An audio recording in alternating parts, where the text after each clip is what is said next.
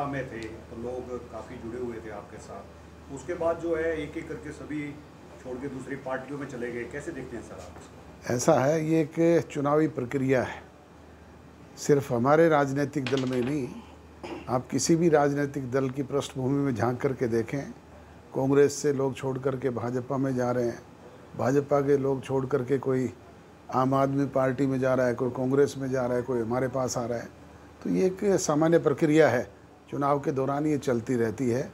और जो लोग वक्त नसीन होते हैं वो इस तरह के मौक़ों की तलाश में रहते हैं। हमारे प्रदेश अध्यक्ष जी भी इसी चक्कर में छोड़ कर के भागे थे।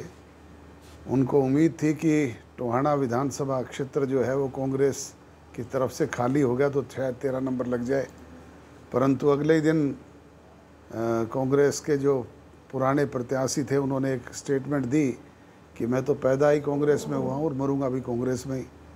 उसके बाद मैं आज अभी रास्ते में साथियों से बात करता आ रहा था, मैंने कहा कि प्रोफेसर संपत सिंह जब हमारे यहाँ से छोड़ के गए तो चौधरी ओम प्रकाश चौटाला जी के साथ बैठते थे और हम उनके लिए सीट खाली करते थे।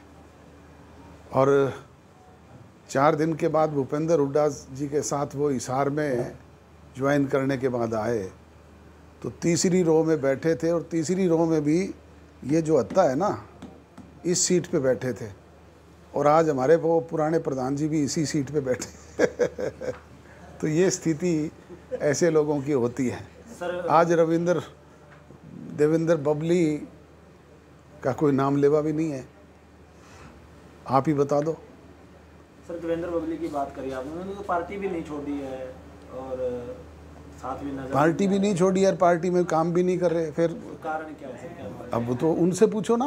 नहीं, आप भी राष्ट्रीय अध्यक्ष हैं, आप भी अपने तो मैं तो आपको मैं तो कह ही रहा हूँ मंत्री भी रहे, कि जो आज पार्टी में इस वक्त काम नहीं कर रहे वो पार्टी के लिए तो बोझ हैं।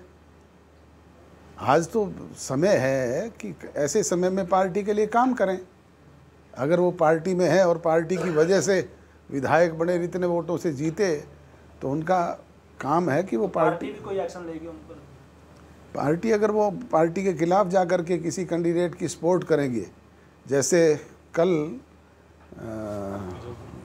जोगीराम सिहाग ने एक फैसला किया है कि मैं रणजीत सिंह की सपोर्ट करूंगा, तो हम उसके खिलाफ एक्शन लेंगे। जोगीराम सिहाग तो इस्तीफा दे चुके हैं पार्टी से इस्तीफा नहीं दिया उसने पदों से इस्तीफा दिया है। पार्टी में अब भी है वो, और लीगली अब एक्शन लेंगे हम उसके अगेंस्ट। तो सर, जिस तरह के अब चुनाव प्रचार का समय है, चुनाव प्रचार में आप भी जुटे हुए हो, कहीं ना कहीं जो है कैबिनेट मंत्री को भी इस चुनाव प्रचार में जुटना चाहिए था, क्योंकि अभी तो जेजेपी में ही है, विधायक भी जेजेपी की हैं। तो क्या लगता है कि आप कुछ कहना चाहेंगे हमारे माध्यम? मैं तो कह ही रहा हूँ कि आज समय है पार्टी के लिए, उनको काम करना चाहिए अगर वो पार्टी के सदस्य हैं और पार्टी को अपना मानते हैं तो। सर, किसानों का भी काफ़ी जो विरोध है वो देखने को मिल रहा है। दिग्विजय की बात करें, दुष्यंत, मैं पिछले 15 दिन से निरंतर चुनाव प्रचार में, चुनाव घोषित होने के बाद और कैंडिडेट घोषित होने के बाद फील्ड में हूँ, मुझे तो कहीं कोई विरोध का सामना करना नहीं पड़ा। और सब अपील करना चाहिए सर आप? किसानों से हमने तो सदैव किसान के हित की लड़ाई लड़ी है, और किसान आंदोलन भी जब चल रहा था तब भी निरंतर हम इस बात के पक्षधर थे कि केंद्र की सरकार किसानों के साथ समझौता करे, बातचीत के जरिए इस मसले को हल करे, एमएसपी प्राइस पे एक एक फसल बिके। और ये हमने कहा था, पहले दिन अनाउंस किया था बाकायदा, कि अगर एमएसपी पे कोई आंच आई तो हम सबसे पहले इस गठजोड़ को छोड़ने वाले लोग होंगे। सर, किसानों की तरफ से है ना, बार बार एक ही बात, एक बयान आपका उठाया जा रहा है कि आपने किसान आंदोलन को एक बीमारी शब्द का यूज किया था, उसको बार बार उठाया जा रहा है। प्रधानमंत्री के बयान को भी तोड़ मरोड़ के आपका ये मीडिया जो है वो दूसरी तरीके से प्रस्तुत करता है। होम मिनिस्टर के बयान को भी तोड़ मरोड़ के एडिट करके किस तरीके से क्या बात थी, क्या छाप दी जाती है और क्या दिखाई जाती है। मैंने आज तक कभी किसान को बीमारी नहीं कहा। किसान मेरे लिए सर्वोपरि है, मैं स्वयं किसान हूँ। कभी बात मैं 100पन में भी नहीं सोच सकता ऐसी। तो सर, बीजेपी के 400 पार के नारे को किस तरह देखते हैं? 75 पार जितनी हुई थी उतनी 400 पार हो जाएगी।